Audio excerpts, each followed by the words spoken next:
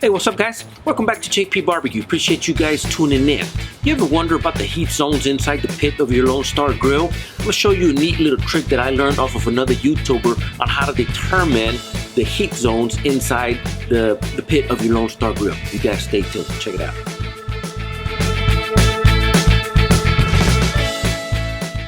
So let me show you how I have the main chamber or the cooking chamber set up with my temperature probes. Again, Lone Star Grill comes with one Tell True standard. I should have gotten two, but I didn't. I got one. But on the inside, let me show you what it looks like. It's got 1, 2, 3. It's got 4 shelves on it, 30 by 36. This is the largest capacity that they had at the time, and I just noticed that on his website now they have the 30 by 72, so it's 30 inches but with 2 of these. The volume is very big, so you want to start off with a very aggressive fire and get it up there as fast as possible, and then tune it down with the dampener on the firebox. But 30 by 36 for what I do is plenty of real estate for my cooking. 4 shelves, and right here is where I have the temperature probe for the pit. And what I did, I weaved it through the grate, that way it stays kind of out of the way and it's not interfering with any of the meat that I may put in it. So I got it weaved through there, and it monitors the temperature here in the second level of my grill grate, you could say. So that's what the inside looks like. You want to have the top vents wide open, full open, just wide open. You control the temperature with the bottom dampener of the main chamber.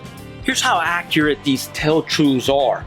This one on my thermal probe says 272, and if you come up here and look at the thermal probe one, it says just a little bit under 275. So very, very accurate analog instruments. Tell True, you can't go wrong with them bad boys there. Again, very precise instruments. So we're just going to monitor the temp from here on out. This size pit comes with what they call tuning plates, and they call them tuning plates, but they're just 1/4 inch fixed steel plates that go across the bottom of our pit, and what it does is it helps disperse the heat through the chamber. Now this trick, I learned it from Jeremy Yoder. I'll put a link to his YouTube channel up here, but he did something very, very interesting that caught my attention, and everyone should try to do this if they're going to get a large size pit. And what he did, he took some biscuits and placed them inside in different areas and just watched them to see how they would cook. Some of them were just right, some of them were a little bit darker, but this will give you an indication of how the heat is being dispersed inside of the chamber of your Lone Star grill. I'm just going to place them right here on the same rack that I have my temp probe on. This should give us a good idea of how the temperature is in the front, how the temperature is towards the back, and how it is going across you know, the chamber itself. So we'll see how these get done and look at them in just a little bit. I guess I should have looked up the instructions. How long does it take for biscuits to get done? Let me see. Let me close this up. That's the other thing. If you got this thing open, you're letting all the heat out. Get it closed up. Look at that. It dropped down to almost 150 degrees. So I'm gonna get it back up to 275. It shouldn't take too long because, you know, the mass has already been heated up once, so it should steadily climb back up there.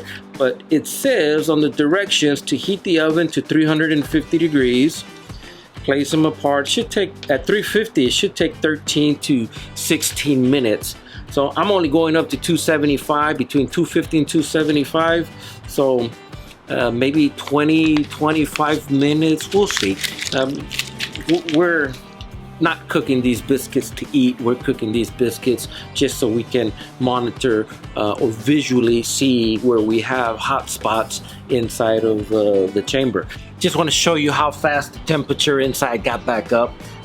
Just sat down, turned the cameras on over here, 267 degrees, and that's how fast they went from that temperature that it dropped to back up to 267. So we'll just monitor it from here. Once it drops below what we have it set for, we'll go over there and throw some wood in there. We're gonna see what these biscuits come out to. So we'll look at the biscuits in about, I don't know, 20 minutes and see what they look like. Let's take a look at these biscuits, see how they're looking. So this biscuit's nice and golden brown, and as I move over, you can see there's maybe a little hot spot there on the side. And biscuits get a little bit darker, and then out of all biscuits across, the one on the left side is the darkest. So again, I'll show them to you. Let me back up a little bit. There's that biscuit right there,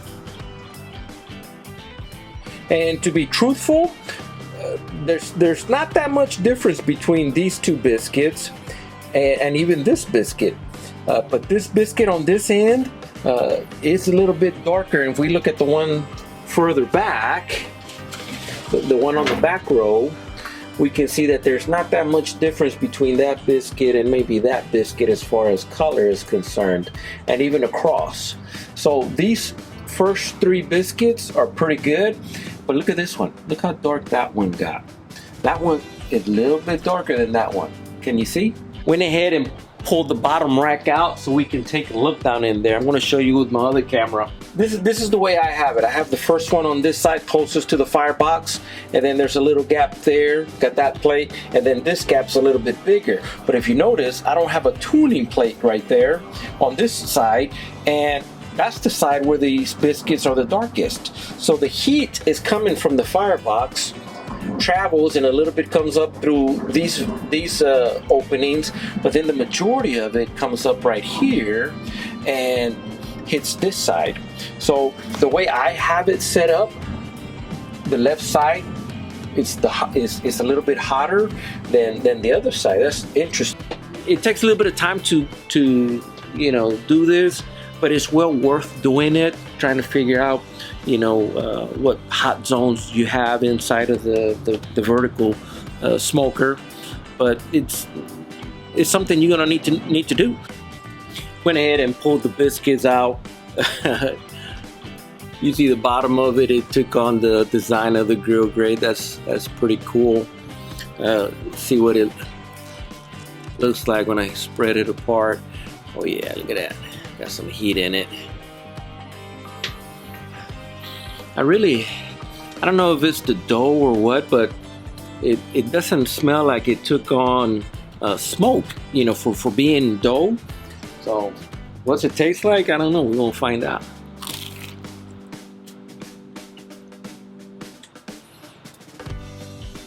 Yeah, tastes like a biscuit. Actually, it tastes like a homemade biscuit. Actually pretty good. Well, biscuits in the Lone Star Grill. So what do we learn out of this biscuit experiment?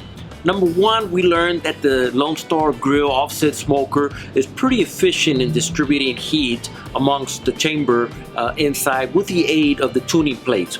2 tuning plates are very important to be able to do that. 3, the gaps between the tuning plates, the bigger the gaps, the more heat is going to rise through it. Proof due to the biscuit on the far end that where there is no tuning plate got the darkest. So those are the things that we learned in the efficiency and this biscuit experiment in the Lone Star Grill. Also want to let you guys know that I got in contact with Chris over at Lone Star Grill. It's nice enough to sponsor this video. Just want to say thank you so much, Chris, for trusting in me. But you guys go out and check out Lone Star Grillz. They got a wonderful website. They got good stuff over there that they're building. They make very good grills and barbecue smokers and many other things. So, but besides that, guys, I'm done with this video. If you get a chance, over there in the corner, there's a little subscribe button. Click on that button. And also click on that bell. That'll give you future notifications of upcoming videos that I got coming out. Also, if you get a chance, look down in the description. There'll be a link to my website where you can go and check out some of my products, and you can also look at some of the things that I use during my videos, and you know, appreciate if you guys would click on the affiliate links. But besides that, we're done. I appreciate you guys very much, and I will see you on the next cookout. You guys take care.